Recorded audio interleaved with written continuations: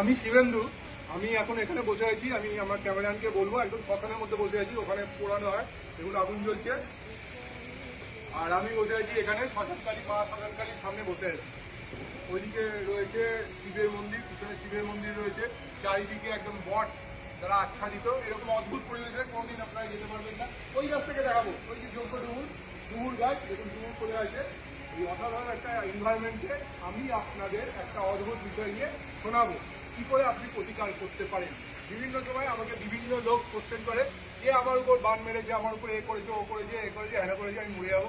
আরে ধুর, কাউরির কোনো ক্ষমতাই নেই, কাউরির কোনো ক্ষমতা নেই। আপনি যদি মেডিটেশন করেন, এই যে এরকম দেখছেন এই পুতুল, এই পুতুলের মাধ্যমে বান মারা হয়। এরকম পুতুল আপনার নামে এই পুতুল করে একে আগুনে পুড়িয়ে দিলে আপনার নামে প্রার্থনা করলে ও মরে যাবে, এরকম ধারণা। তো আপনাকে বাঁচতে হবে। কিভাবে বাঁচবেন? প্রশ্ন হচ্ছে যে কিভাবে বাঁচবেন। কেউ আপনাকে বাঁচাতে আসবে না, আপনাকে আপনার মতনই বাঁচতে হবে। তার জন্য আপনাকে কি করতে হবে সেটা ভালো করে শুনুন। আমি যেখানে বসে আছি শ্মশানকালী, পিছনে শ্মশানকালী। আপনি আপনি সকালবেলায় ঘুম থেকে উঠেই, যখনই ঘুম ভাঙবে, ঘুম থেকে উঠে লাল পেন দিয়ে, লাল জেল পেন দিয়ে এক পৃষ্ঠা আপনি রাম নাম লিখবেন। দুনিয়ার কেউ আপনার কোনো ক্ষতি করতে পারবে না।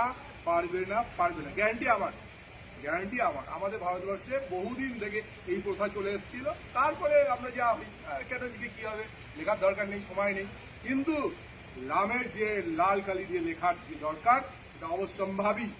যদি মনে করেন আপনার অন্য কোনো দেবতা থাকে, ঠিক থাকতেই পারে, বা অন্য ধর্মাবলম্বী যারা আছেন, তার ইষ্ট দেবতার নাম সকালবেলা উঠেই লাল কালি দিয়ে লিখুন।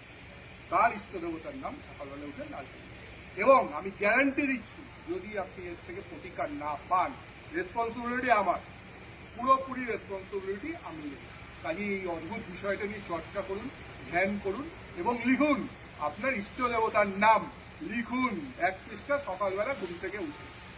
নমস্কার, ধন্যবাদ।